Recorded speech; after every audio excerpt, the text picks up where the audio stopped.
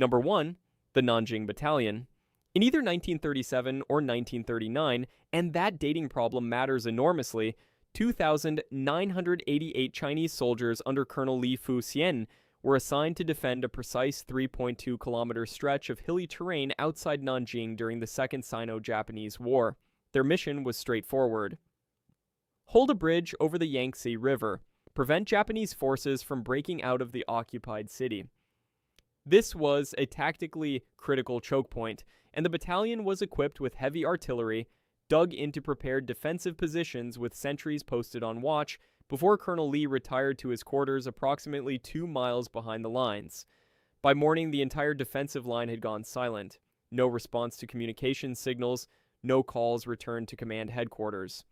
When an investigation team arrived, they found the positions completely abandoned. Heavy weapons were still in place and ready to fire. Concealed cooking fires were still smoldering. Rifles sat stacked nearby, but there were 0 soldiers. The handful of troops stationed at the bridge itself reported seeing no one cross during the night and hearing no sounds of combat whatsoever. Japanese military records from the period contain no mention of encountering or capturing a large group of Chinese soldiers in that area on that date, so the mainstream theory is mass desertion.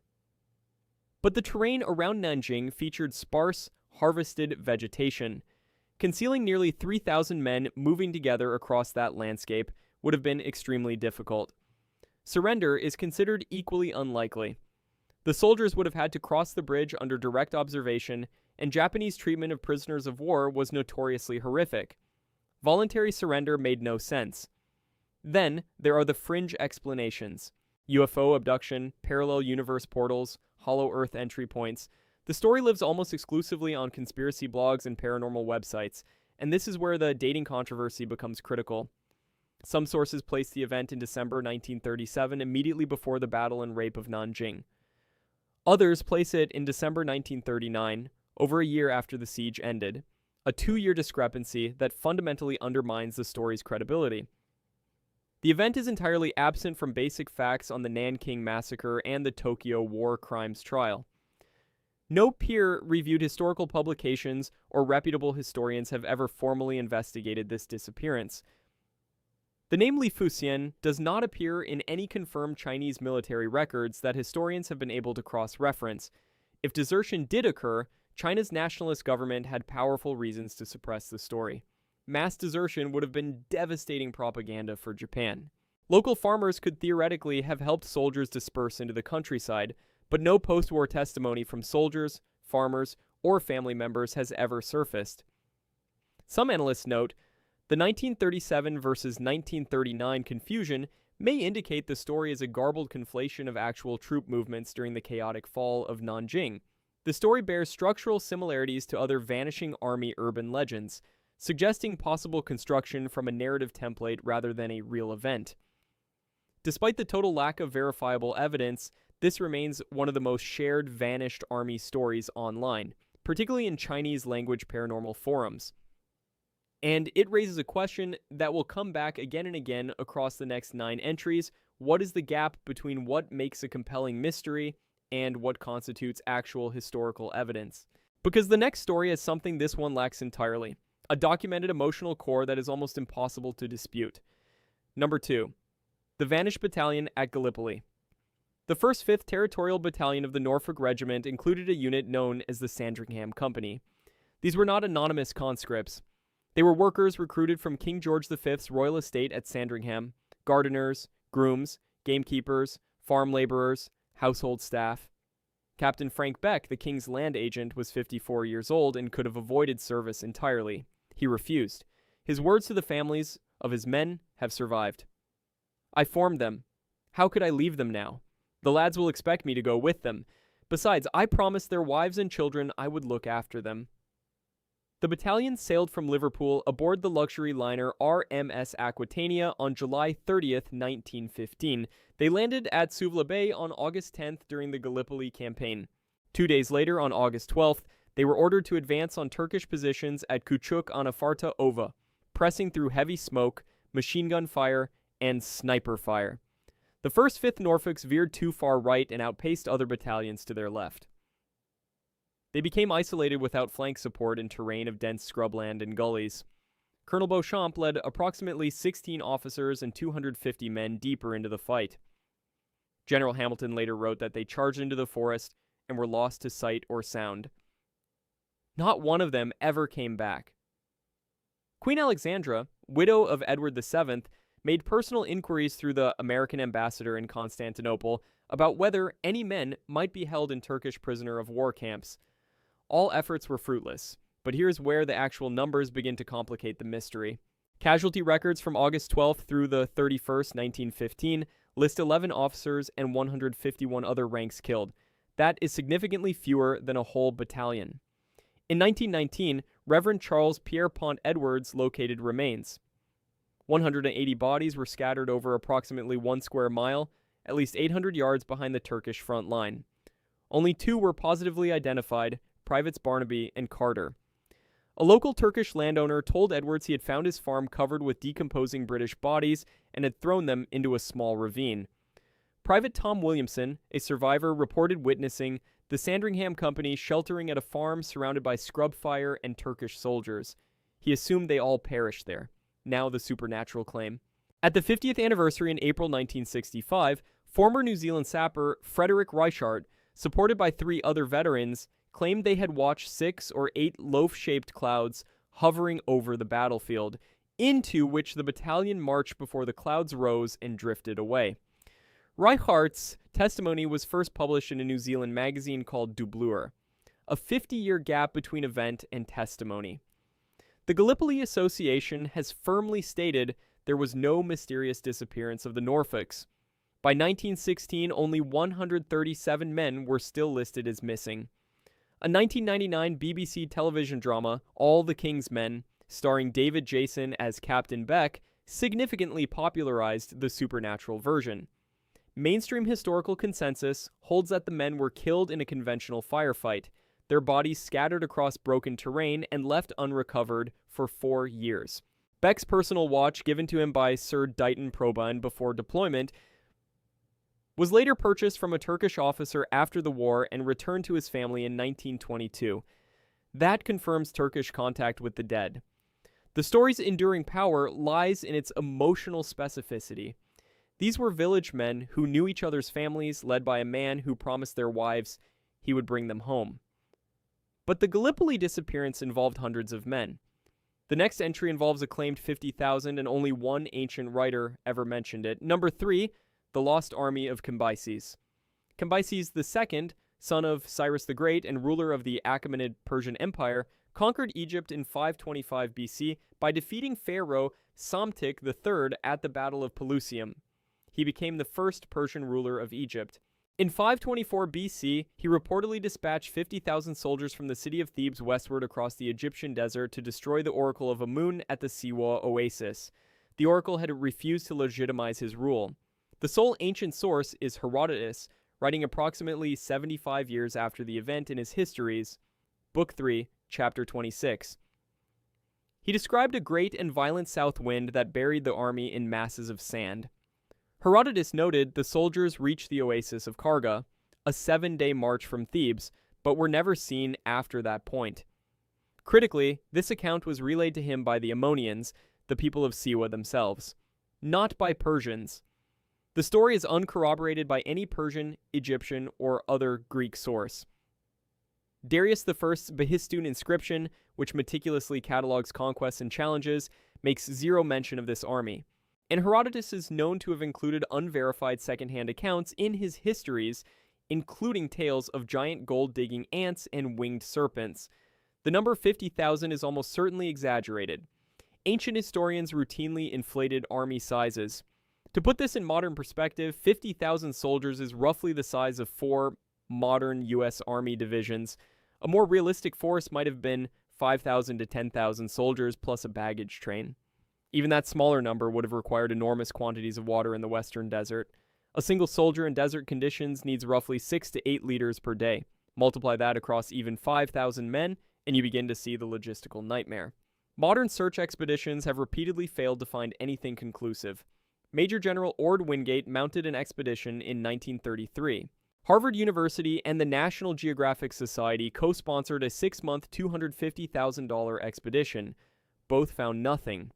In 2000, a Helwan University geological team prospecting for petroleum in the Western Desert discovered textile fragments, metal objects resembling weapons, and human remains. The Egyptian Supreme Council of Antiquities announced an investigation, but no conclusive results were ever published. In 2009, Italian archaeologists Angelo and Alfredo Castiglione claimed to have found bronze weapons, a silver bracelet, an earring, and hundreds of human bones west of Siwa. They produced a documentary called The Lost Army of Cambyses. Their findings were discredited, they lacked approval from the Egyptian Supreme Council of Antiquities, refused to publish in peer-reviewed journals, and the scattered nature of finds was consistent with desert wind transport rather than a mass death event. The mainstream theory is catastrophic logistical failure, wrong maps, insufficient water, desert disorientation, gradual death from dehydration spread over a vast area with remains buried by shifting dunes over 2,500 years. The Great Sand Sea of Egypt's western desert is one of the most inhospitable environments on Earth. Shifting dunes can cover objects with meters of sand in decades. But in 2015, Dutch Egyptologist Olaf Kaper of Leiden University proposed a radical historical alternative. Based on his excavations at Dakhla Oasis, Kaper found concrete evidence of a rebel Egyptian pharaoh named Petubastis III, a ruler largely missing from conventional histories, suggesting deliberate erasure. His theory, the army was ambushed and defeated by Petubastis, and Darius I invented the sandstorm story to erase the rebel pharaoh from history entirely. Then there is the fringe angle. Some argue you simply cannot die from a sandstorm. While sandstorms can in fact be lethal, the idea that 50,000 soldiers could be instantaneously buried and leave zero trace does stretch physical credibility. Ancient armies typically traveled with massive baggage trains, including personal belongings, cooking equipment, and pack animals. The total absence of any of this material is a significant archaeological puzzle that remains open. And the next story shares the same Persian enemy and the same era, but is told from the opposite side. Number 4. The Scythian Trap of Shirak.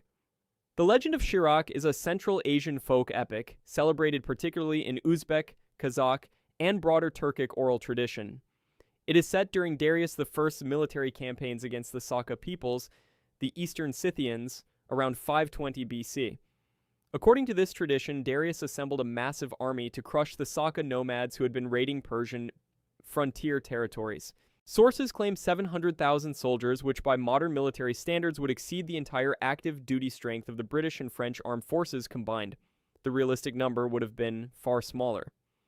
Shirak, son of a tribal chief named Skunka, lost his wife when neighboring Saka tribes bribed by Darius attacked his people. After burying her, he swore revenge and proposed a plan to his tribal council.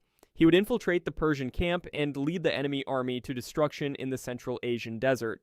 To make his deception convincing, Shirak mutilated himself. He slashed his own face, cut off his ears and nose. Then he presented himself to Darius, claiming his own people had punished him and that he wanted revenge.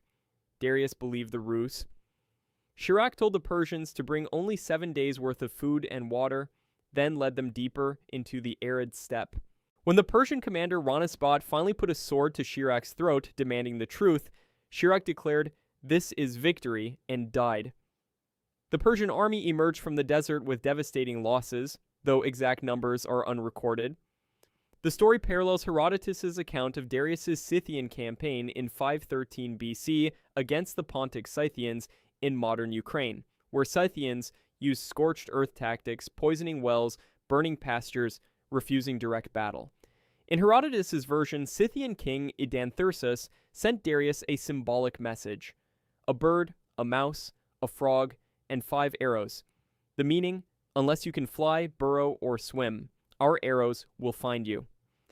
The Shirak legend is not found in Herodotus. It appears in Central Asian oral tradition, later recorded in Uzbek and Kazakh literary collections. It mirrors the much later story of Ivan Susanin in 1613, creating a sacrificial guide archetype that appears across Eurasian cultures, spanning 2 millennia. Archaeological evidence from Masaka burial sites, including the famous Golden Man of Issyk, confirms a sophisticated warrior culture fully capable of resisting Persian expansion. Darius claimed to have conquered the Saka beyond the sea in his Bayestun inscription, but Greek sources dispute this. The mainstream view, the legend contains a historical kernel. Darius did campaign against the Saka with mixed results. But the specific Shirak narrative is mythologized. Some Central Asian nationalists treat the Shirak story as literal history and use it as foundational national mythology. The parallel to how Russia uses the figure of even Susanin is striking, and we will get to Susanin later. But first, the most famous military disappearance in Western history. Number 5, the 9th Roman Legion, Legionona Hispana, the Spanish 9th, was one of Rome's oldest legions. Raised in the late 1st century BC, it fought in campaigns across Spain under Pompey and later Julius Caesar. The 9th served in Caesar's Gallic Wars from 58 to 50 BC and the Roman Civil Wars, earning a formidable reputation over more than 150 years of continuous service. To put that in perspective, that is longer than the United States Marine Corps has existed. In 43 AD, the legion was part of the Roman invasion of Britain under Emperor Claudius. During Boudicca's revolt in 60 or 61 AD, a major detachment was ambushed and mauled by Iceni forces. The legion survived but required significant reinforcement from the continent. Their last confirmed activity in Britain, 108 AD, when an inscription records them helping rebuild the Roman fortress at Eboracum, modern York. After approximately 108 AD, the 9th vanishes from all Roman military records. At full strength, a Roman legion comprised approximately 5,000 to 5,500 infantry, plus 120 cavalry, plus support staff and camp followers. A disappearance of this magnitude represents a serious military crisis. 3 theories compete for what happened. The mainstream Scotland theory holds that the legion marched north into Caledonia, modern Scotland, and was annihilated by Pictish or Caledonian tribes in the rugged highlands. The defeat was supposedly so humiliating that Rome suppressed the record. Hadrian's Wall, construction of which began around 122 AD, was long thought to be a direct response to the 9th's loss, though most scholars now consider that connection speculative. The counter-evidence, Roman inscriptions found at Nijmegen in the Netherlands, name officers of the 9th, suggesting the legion or elements of it was transferred to the continent after its time in Britain. Additional stamps and tile markings potentially associated with the 9th have been found at various locations in the Rhine region, though dating remains uncertain. The second theory places the legion's destruction in the Bar Kokhba revolt in Judea from 132 to 136 AD, where Rome suffered severe casualties and multiple legions were lost or disbanded. A third theory puts the destruction on the Danube frontier in the 2nd century AD. The core mystery is not whether the 9th was destroyed. Legions were destroyed periodically. The mystery is why its fate was never recorded, given that Roman bureaucracy was meticulous about legion dispositions. Roman legions known to have been destroyed, such as the 17th, 18th, and 19th, at Teutoburg Forest in 9 AD, had their numbers permanently retired. The number 9 was also never reused. Some interpret this as evidence of disgrace. The disappearance inspired Rosemary Sutcliffe's 1954 novel, The Eagle of the Ninth, one of the most popular historical novels of the 20th century, and a 2011 film adaptation. The 9th Legion endures as the most famous vanished military unit in history precisely because the evidence is balanced enough to support multiple credible theories. None of them wins decisively. And the next entry involves another Roman mystery that stretches the map even further, all the way from the deserts of Mesopotamia to the mountains of western China. Number 6. The Lost Legion of Crassus. Marcus Licinius Crassus was the wealthiest man in Rome, a member of the First Triumvirate alongside Julius Caesar and Pompey. In 53 BC, he led approximately 40,000 Roman troops against the Parthian Empire. At the Battle of Carrhae, near modern Haran in Turkey, the Romans were lured into open desert and annihilated by Parthian horse archers under General Surena. The Parthians deployed what became known as the Parthian shot, firing arrows while retreating on horseback, a tactic that made them devastating in open terrain. Crassus was killed during negotiations. According to legend, molten gold was poured down his throat to mock his greed. Approximately 10,000 Roman soldiers were captured and marched east to Margiana, in modern Turkmenistan, to serve as border guards against Central Asian nomads. Now here is where the story takes an extraordinary turn. In 36 BC, 17 years later, Chinese chronicles record the Battle of Jiji, in what is now Uzbekistan or Kazakhstan. A Han-Chinese expeditionary force attacked a Xiongnu fortress. The Xiongnu were a Hunnic confederation that had been a persistent threat along China's northern frontier. Chinese historian Ban Gu describes defenders at Jiji using a fish-scale formation, soldiers locking shields in overlapping rows. This bears a strong resemblance to the Roman testudo, or tortoise formation. After the battle, captured soldiers with this unusual fighting style were reportedly settled in a place called Liqian in Gansu province, China. The name is phonetically similar to the Latin word legion. Homer Dubs, professor of Chinese at Oxford University, first proposed the Roman legion in China theory in 1957, based on Bangu's textual evidence and the Liqian place name. Modern DNA testing of villagers in Liqian, now called Zhalizai, has shown approximately 56% Caucasian genetic markers. Some residents have blue or green eyes, prominent noses, and occasionally fair hair. However, geneticists caution that Caucasian DNA in Western China is not unusual. The Silk Road brought centuries of genetic mixing with Indo-European, Persian, Turkic, and other populations long before and after the 1st century BC. No Roman artifacts, coins, weapons, armor, Latin inscriptions have been definitively recovered from Liqian despite multiple archaeological surveys. Chinese authorities built a Roman-themed tourist site in the village, complete with a replica Roman pavilion. The theory clearly has commercial value regardless of its historical accuracy. Critics note the fish-scale formation could describe various shielding techniques used across Central Asia. Multiple steppe and sedentary cultures employed overlapping shield walls. The 17-year gap between Karhai and Jiji is chronologically plausible. Captured Romans would have been in their 30s or 40s and could have been traded or hired as mercenaries across Central Asian trade routes. Mainstream scholarly consensus: the theory is fascinating but unproven. The circumstantial evidence is suggestive but falls well short of conclusive. The story captivates because it connects two of the ancient world's greatest civilizations, Rome and Han China, in an unexpected way. But the evidentiary standard it fails is the same one that has haunted every entry so far.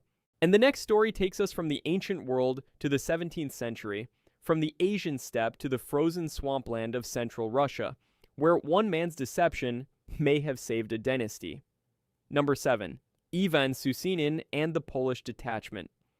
The time of troubles from 1598 to 1613 was Russia's worst political crisis before the 20th century. The Rurikid dynasty collapsed. Famine killed millions. Foreign armies occupied Moscow. By 1610, Polish-Lithuanian forces controlled the capital and had installed a puppet Tsar, Prince Ladislaw IV Vasa.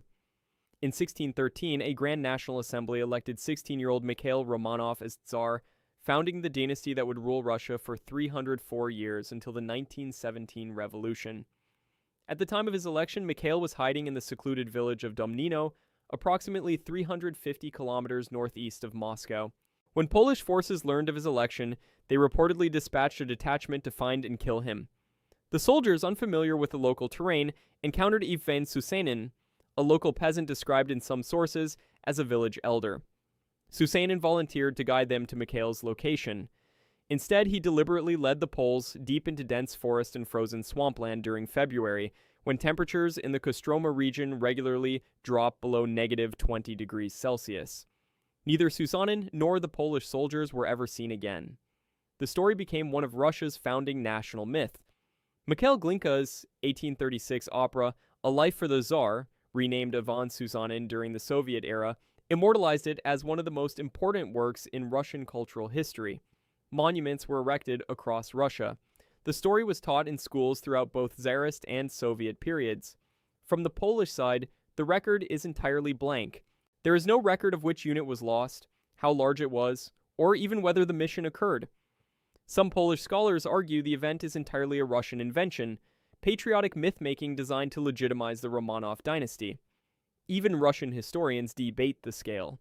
Was it an army, a detachment, or just a small scouting party? The earliest documentary evidence is a 1619 land grant to Susanin's family for his suffering. This confirms some historical kernel, but does not verify the military details. The size of the Polish force remains completely unknown. estimates range from a handful of scouts to several hundred soldiers. The mainstream view, Susanin likely existed, likely impeded some Polish soldiers, but the scale and drama have been enormously amplified by centuries of patriotic retelling. The irony at the center of this story is almost too perfect. One nation treats it as a founding myth, the other does not even acknowledge the loss occurred, but the next entry requires no mythologizing at all. The evidence is comprehensive, the casualties are documented, and the outcome may be the most horrifying military disaster on this entire list. Number 8. Elphinstone's Army. The retreat from Kabul.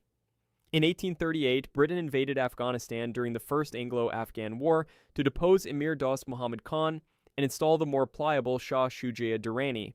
This was part of the Great Game, the strategic rivalry with Russia for influence in Central Asia. The initial invasion succeeded.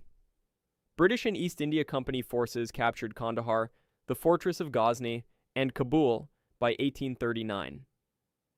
But the occupation gradually deteriorated.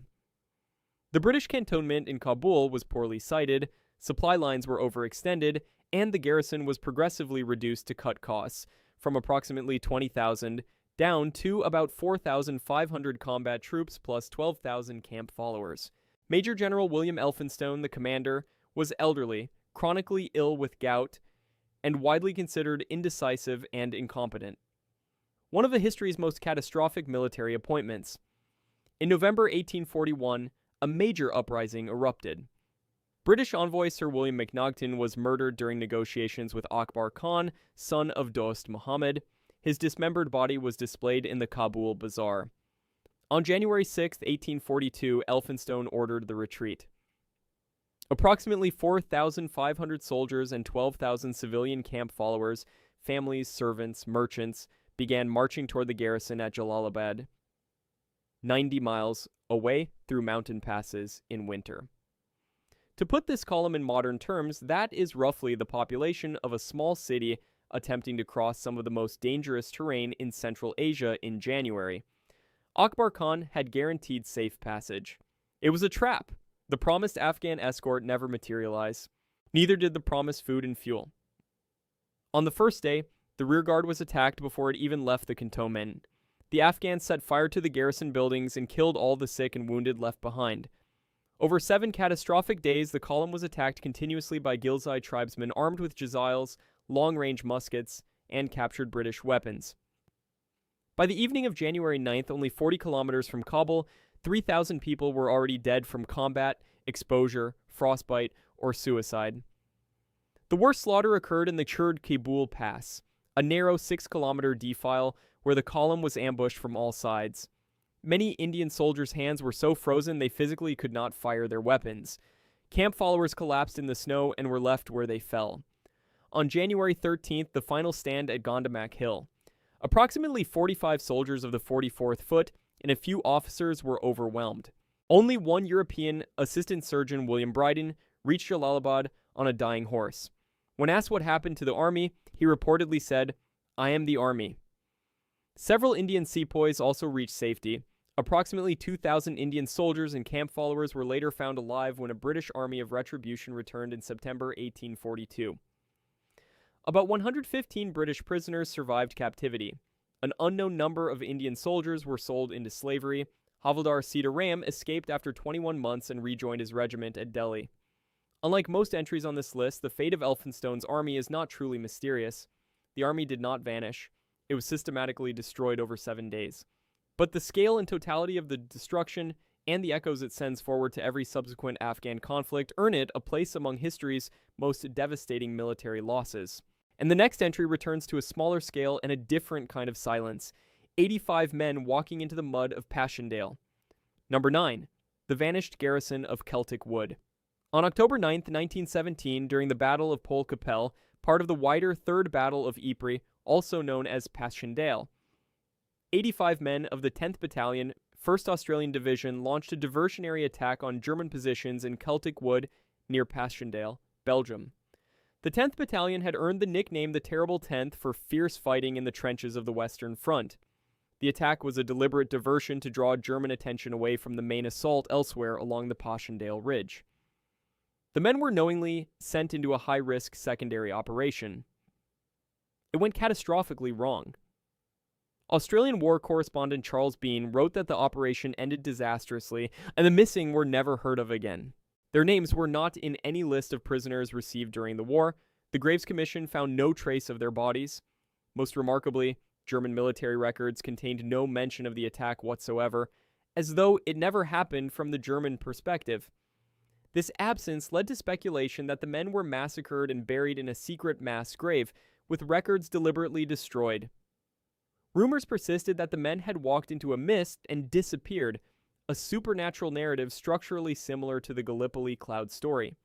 But later analysis by professional historians revealed a significant misreading of original reports. The 71 missing figure included bodies not recovered, but whose deaths were witnessed. The actual number of truly unaccounted for men was approximately 37. The Passchendaele battlefield was a notorious hellscape. Shell craters filled with liquid mud deep enough to drown men and horses whole. Artillery bombardment could obliterate bodies entirely, a common occurrence on the Western Front that accounted for tens of thousands of missing soldiers. The absence from German records may simply reflect that the diversionary attack was too small and localized to warrant specific documentation amid the massive Battle of Polkapelle. The mainstream explanation, the men were killed by a combination of German fire and the Passchendaele conditions, their bodies swallowed by mud or destroyed by shells. Tragic but entirely conventional for the Western Front. The myth narrative has zero evidentiary support and appears to be a post-war embellishment drawing on the same cultural template as the Gallipoli clouds. The site near Passchendaele can still be visited today. Guides continue to relate the disappearance story to visitors. The mystery persists in popular memory, even though the historical record largely resolves it. At least 6 books have been published attempting to explain the mystery of Celtic wood. That is a remarkable volume of investigation for 85 men. It tells you something about the human need for narrative when the evidence trail runs cold. And the final entry on this list involves the coldest trail of all, a fleet of 2,000 ships that sailed into the Atlantic Ocean roughly 180 years before Columbus. Number 10, the fleet of Mansa Musa's predecessor. The sole source is Shihab al-Din al-Umari, a Damascene scholar who recorded a conversation between Mansa Musa, ruler of the Mali Empire, and an Egyptian emir named Abu al-Hasan Ali ibn Amir Hajib during Musa's famous 1324 pilgrimage to Mecca. Ibn Amir Hajib asked Musa how he became king. Musa replied that his predecessor did not believe it was impossible to discover the furthest limit of the Atlantic Ocean and wished vehemently to do so. The predecessor first equipped 200 ships filled with men and an equal number loaded with gold, water, and provisions for years. He told the expedition leader not to return until he reached the end of the ocean or his provisions gave out. Only one ship returned.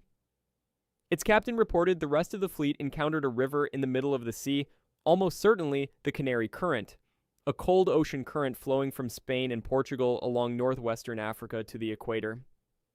The current swept the other ships away. Only the captain, who reported back, had turned around in time. Undeterred, the predecessor assembled a second, far larger fleet. 2,000 ships. 1,000 for men and 1,000 for supplies. He insisted on leading the expedition personally, appointed Musa as his deputy, boarded the fleet, and sailed into the Atlantic. No ship ever returned. No message arrived. Musa took the throne. The Mali Empire at its peak in the early 14th century was one of the wealthiest and largest states in the world. It controlled the trans-Saharan gold and salt trades, with Timbuktu as a renowned center of Islamic learning. In modern economic terms, Mansa Musa is often cited as the wealthiest individual in human history. The resources to equip such a fleet were theoretically available. Now, the naming controversy, many popular sources call the predecessor Abu Bakr II or Mansa Abubakari II. But this name results from a 19th century mistranslation by Baron Desline of Ibn Khaldun's text. According to Ibn Khaldun, Musa's actual predecessor was Muhammad ibn Ku, or Mansa Muhammad. The Abu Bakr mentioned in the original Arabic was only an ancestor in Musa's lineage, not a separate ruler. Despite this, Abu Bakr II has taken on a life of its own in Afrocentric histories, documentaries, and popular culture. Ivan van Sertima's 1976 book They Came Before Columbus championed the idea that Africans reached the Americas before Columbus, citing the Mali fleet as key evidence. The book has been both celebrated and sharply criticized. Evidence cited for contact includes place names in the Caribbean, Mandinga Port, Mandinga Bay, Sierra de Mali, along with claims of West African metallurgy found by Columbus and agricultural similarities, including certain gourd species on both sides of the Atlantic. Columbus's own logs from his third voyage mention reports that Malian gold and weapons had been found on Hispaniola, though the reliability of these entries is disputed. Ibn Battuta, who visited Mali in 1352 to 1353 and wrote the most detailed eyewitness account of the empire, makes no mention of the Atlantic voyage despite extensive inquiries into Mali's history and customs. No archaeological, genetic, or documentary evidence of pre-Columbian African contact with the Americas has been definitively established by mainstream scholarship. The mainstream skeptical view Musa may have invented or embellished the story to legitimize his own rise to power, framing his predecessor's absence as a voluntary departure rather than a coup. The historically sympathetic view articulated by Malian historian Goussou Diawara holds that the predecessor should be celebrated as a ruler who valued science and discovery over power. The voyage, if it occurred, would have preceded Columbus by roughly 180 years. The what-if factor is enormous, but the evidentiary standard it fails is the same one that marks nearly every entry on this list. 10 armies, 4 continents, 2,500 years. And certain patterns repeat with striking consistency. Every disappearance on this list involves hostile terrain, desert, mountain pass, mud, ocean, that consumes both soldiers and evidence. At least 5 of the 10 stories rest on a single source or a single oral tradition with zero independent corroboration.